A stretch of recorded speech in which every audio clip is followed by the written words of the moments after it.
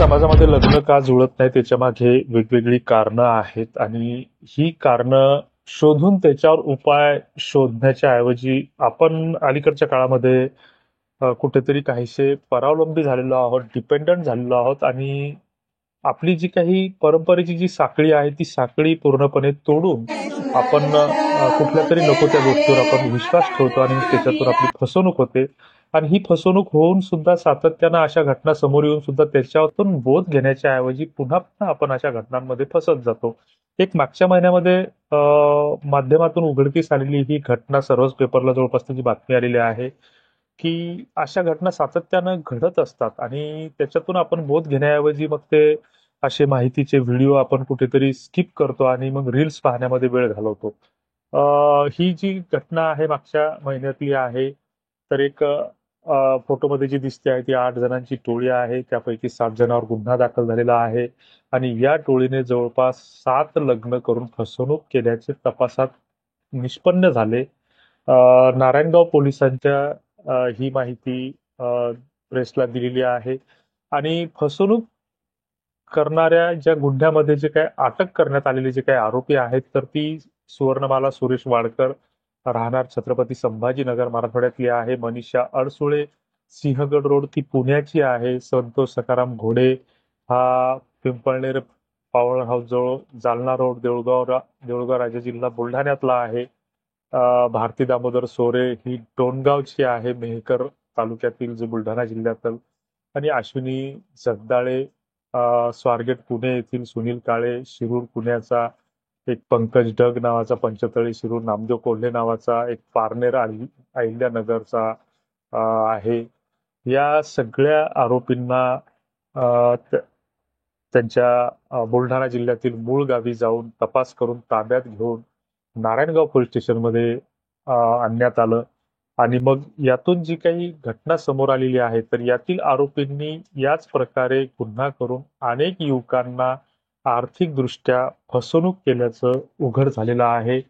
ही टोळी काम करत असताना काय करायची की बऱ्याच अशा टोळ्या आहेत की 4-5 जण एकत्र येतात. त्याच्यात काही महिला असतात आणि मग ही दलाल मध्यस्थ म्हणून कुठेतरी एक सोशल मीडियाचा ग्रुप तयार करतात.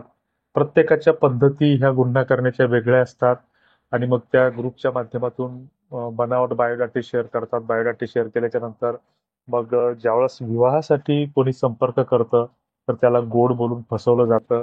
या गुन्ह्यातील जी काही महिला आहे या मध्यस्थी एजंट म्हणून ती मुलांना लग्नाचं आमिष दाखवायची, त्याच्याकडून पैसे घ्यायचे आणि पैसे घेतल्याच्या नंतर मग गुन्ह्यातील जी काही वधू म्हणून वापरली जायची तर ती अश्विनी नावाची जी काही मुलगी होती तर तिच्या बाबत तपास केला असता ती 16 वर्षाची एक मुलगी असून तिला 14 वर्षाचा मुलगा आहे. म्हणजे तिच्या वयाचा जर तुम्ही विचार केला तर 16 वर्षापूर्वी तिचं एक मुलगी म्हटल्यावर तिचं लग्न झालेलं आहे. म्हणजे त्यावेळेस तिचं 18 वर्षाचं वय जरी म्हटलं तरी ती आज 35-36 वर्षाची ती आहे. आणि या अशा अनेक महिला आहेत ज्या फसवणुकीसाठी सातत्यानं सावध झेरत असतात. आणि अशा घटनांपासून अशा गोष्टींपासून आपण सावध असलं पाहिजे. बऱ्याचदा असं होतं की हुबेहूब डॉक्युमेंट्स बनवले जातात, आधार कार्ड बनवलं जातं आणि अशा वेळेस लग्नही केलं जातं. एखाद्या मंदिरात लग्न लावलं जातं. ती मुलगी नांदायला येते. नांदायला आल्याच्या नंतर फार तर 1 किंवा 2 दिवस ती राहून कुठलं तरी कारण सांगून अंगाला हात लावू देत नाही आणि मग ती नंतर 1-2 दिवसात घरातील पुन्हा उरले सुरले राहिले सुरले दागिने घेऊन 9-11 होती. अशा अनेक घटना महाराष्ट्रामध्ये घडलेल्या आहेत. अनाथाश्रमाच्या नावानं सगळ्यात मोठी फसवणूक होते. गरीब घरच्या मुलीच्या नावानं फसवणूक होते. हे फसवणुकीचे प्रकार फंडे हे सातत्यानं जुने झालेले आहेत. मात्र याच्याकडे आपण लक्ष देत नाही. अशा गोष्टीपासून सावध असा, सजग असा. जर हे चॅनल तुम्हाला योग्य वाटत असेल तर लाईक, सबस्क्राईब करा, शेअर करा. प्ले स्टोअरला मराठा लग्न अक्षदा ॲप आहे ते डाउनलोड करा. याच्यामध्ये एक गोष्ट लक्षात घ्या की आम्ही कुणाचे लग्न जुळवत नाही किंवा आमच्या माध्यमातून लग्न जुळतात असा दावा आम्ही कुठेच करत नाही. तरी सुद्धा योग्य पद्धतीनं प्रयत्न केल्यास लग्न हे हमखास जुळतात आणि आमच्या प्लॅटफॉर्मच्या माध्यमातून 600च्या आसपास लग्न आतापर्यंत जुळलेली आहेत.